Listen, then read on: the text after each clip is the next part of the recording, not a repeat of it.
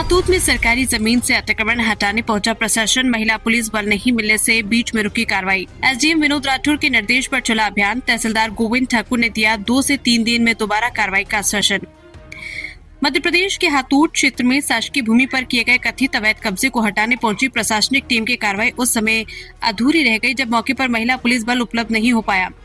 प्रशासन द्वारा शुरू की गई इस कार्रवाई ने पूरे क्षेत्र में चर्चाओं का माहौल बना दिया। एक ओर प्रशासन सरकारी भूमि को अतिक्रमण मुक्त कराने की बात कर रहा है, वहीं दूसरी ओर पुलिस बल की कमी के कारण कार्रवाई बीच में रुकने से कई सवाल खड़े हो गए। जानकारी के अनुसार एसडीएम विनोद राठौर के निर्देश पर तहसीलदार गोविंद ठाकुर राजस्व अमले के साथ हातोद क्षेत्र में पहुंचे थे। प्रशासन का दावा है कि संबंधित भूमि शासकीय है और उस पर महेश चोकसे द्वारा अवैध निर्माण किया जा रहा था। इसी शिकायत और दस्तावेजी जांच के आधार पर अतिक्रमण हटाने की कार्रवाई शुरू की गई। मौके पर जेसीबी और राजस्व विभाग की टीम ने निर्माणाधीन हिस्से को हटाना प्रारंभ किया। कार्रवाई के दौरान कुछ हिस्सों को तोड़ा भी गया, लेकिन स्थिति संवेदनशील होने और महिला पुलिस बल उपलब्ध नहीं होने के कारण प्रशासन को अभियान बीच में रोकना पड़ा। अधिकारियों का कहना था कि मौके पर महिलाओं की मौजूदगी और संभावित विरोध को देखते हुए महिला पुलिस बल आवश्यक था। तहसीलदार ने दिया आश्वासन, पूरा मकान तोड़कर मलबा भी हटाया जाएगा। कार्रवाई रुकने के बाद तहसीलदार गोविंद ठाकुर ने स्पष्ट रूप से कहा कि अभियान अधूरा नहीं छोड़ा जाएगा। उन्होंने आश्वासन दिया कि आगामी 2 से 3 दिन के भीतर महिला पुलिस बल की व्यवस्था दोबारा संयुक्त कार्रवाई की जाएगी।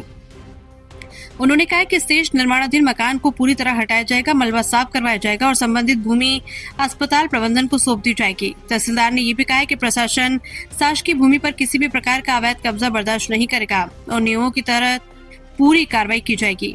राजस्व विभाग के अधिकारियों के अनुसार संबंधित जमीन सार्वजनिक उपयोग और अस्पताल प्रबंधन से जुड़ी बताई जा रही है, इसलिए उसे अतिक्रमण मुक्त कराना प्रशासन की प्राथमिकता है। थाना प्रभारी संगीता सोलंकी ने बताया कि क्यों नहीं पहुंच पाई महिला पुलिस।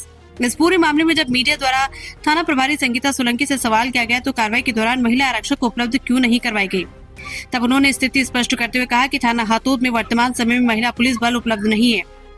उन्होंने कहा कि यदि तहसील प्रशासन द्वारा 2 दिन पहले सूचना दी जाती तो अन्य थानों से महिला आरक्षकों की व्यवस्था की जा सकती थी।